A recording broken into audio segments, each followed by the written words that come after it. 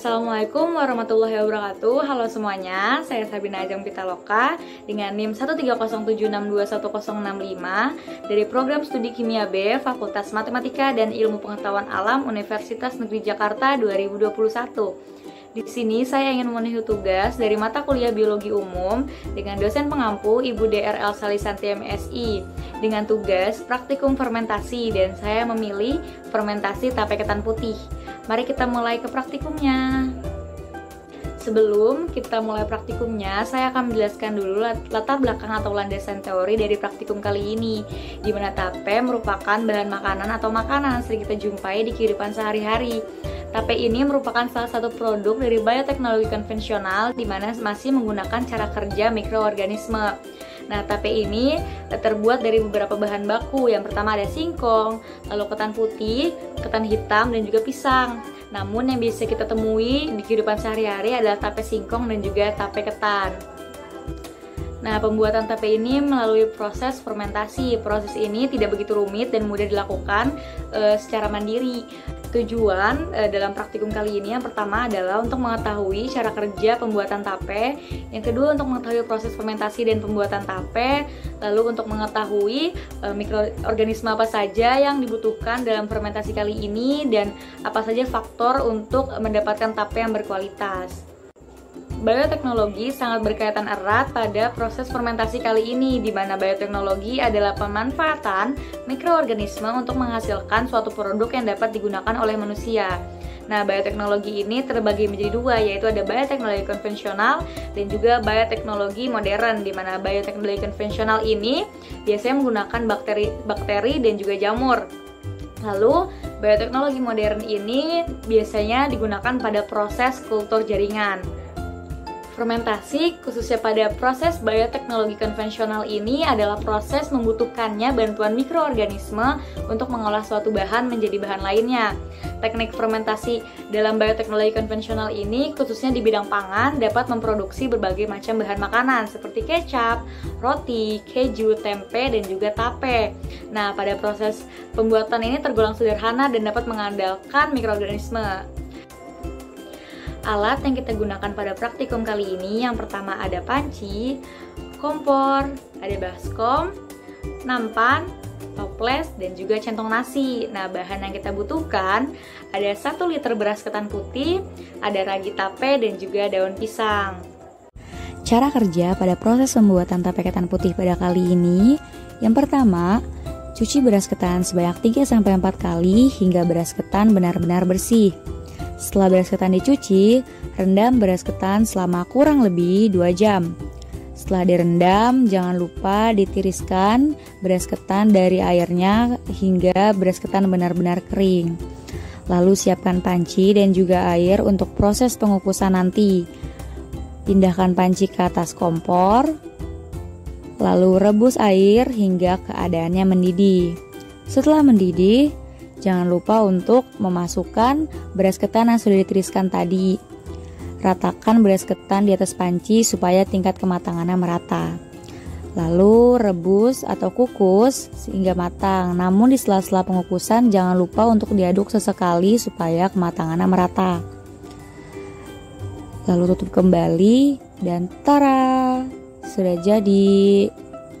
Beras ketannya sudah jadi. Lalu kita siapkan nampan yang sudah dialasi oleh daun pisang. Lalu pindahkan beras ketan yang sudah matang tadi di atas nampan yang sudah dilapisi oleh daun pisang tadi. Setelah itu, diamkan beras ketan selama kurang lebih 15-20 menit hingga beras ketan dalam keadaan benar-benar dingin. Lalu sembari menunggu dingin, kita haluskan ragi tape menggunakan cobek. Setelah ragi tape dihaluskan, lalu campurkan ragi tape dengan ketan yang sudah dingin tadi yang sudah seperti suhu ruangan. Aduk hingga merata. Taburkan lagi dan aduk lagi hingga benar-benar merata. Lalu siapkan toples untuk proses fermentasi nanti. Jangan lupa toplesnya dialasi oleh daun pisang lagi. Setelah dialasi oleh daun pisang, lalu beras ketan dipindahkan ke dalam toples yang sudah dialasi oleh daun pisang tadi.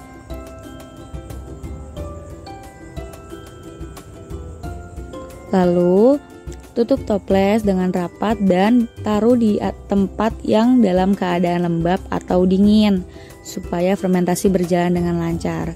Tunggu hingga sampai 3 hari lalu tara jadi. Beginilah penampakannya setelah 3 hari.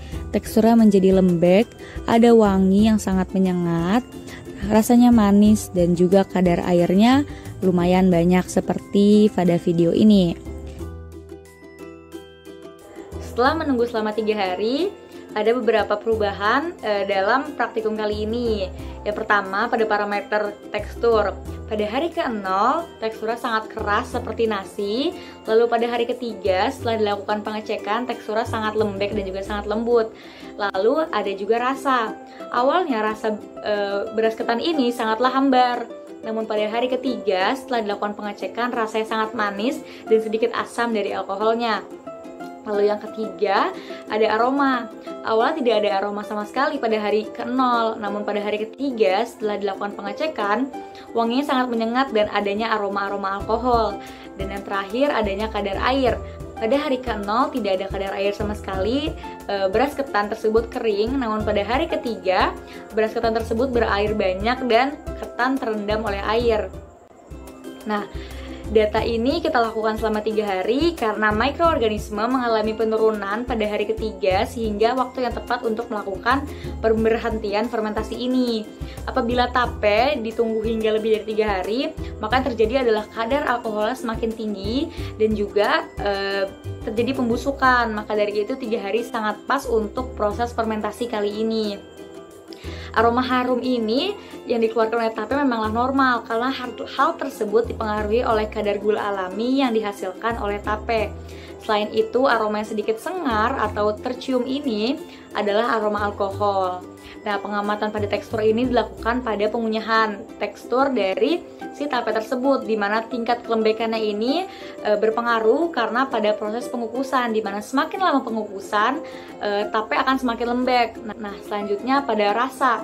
Rasa saat kita kunyah, rasa tape tersebut sangatlah manis dan ada sedikit rasa asam karena manis tersebut disebabkan oleh kandungan gula dalam tape atau glukosa. Nah, semakin tinggi kadar gula atau glukosanya, maka rasa yang dihasilkan akan semakin manis. Dan kandungan alkohol yang muncul disebabkan karena adanya proses perubahan karbohidrat menjadi etanol atau etil alkohol.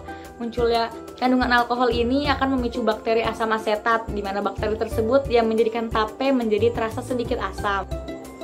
Nah, ada 2 hal penting dalam proses fermentasi tape. Yang pertama adalah hidrolisis pati yang menghasilkan maltosa dan juga glukosa. Hidrolisis tersebut inilah memunculkan rasa manis yang ada dalam tape tersebut. Lalu yang kedua adalah proses perubahan glukosa menjadi asam organik dan juga alkohol. Kesimpulan yang bisa kita dapatkan dalam proses fermentasi tape kali ini adalah pertama, praktik fermentasi tape ketan putih ini menunjukkan bahwa proses anaerob tersebut dapat mengubah rasa, aroma, tekstur, kadar air, dan juga warna pada bahan makanan. Yang kedua adalah inti dari fermentasi pembuatan tape ketan putih ini adalah ragi memproduksi enzim yang dapat menghasilkan kandungan gula sederhana dan juga alkohol.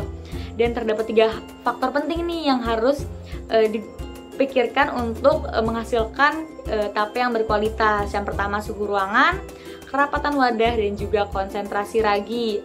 Lalu waktu ideal yang dibutuhkan pada proses fermentasi adalah maksimal selama 3 hari. Karena jika waktunya kelamaan, maka akan terjadi peningkatan kadar alkohol yang tinggi dan juga terjadi pembusukan. Walaupun tape ini mengandung alkohol, tapi tidak berbahaya ya bagi tubuh karena kadarnya sedikit dan adanya bakteri baik dalam tape tersebut. Sekian praktikum dan penjelasan saya tentang praktikum fermentasi tape ketan putih. Kurang lebihnya mohon maaf. Wassalamualaikum warahmatullahi wabarakatuh.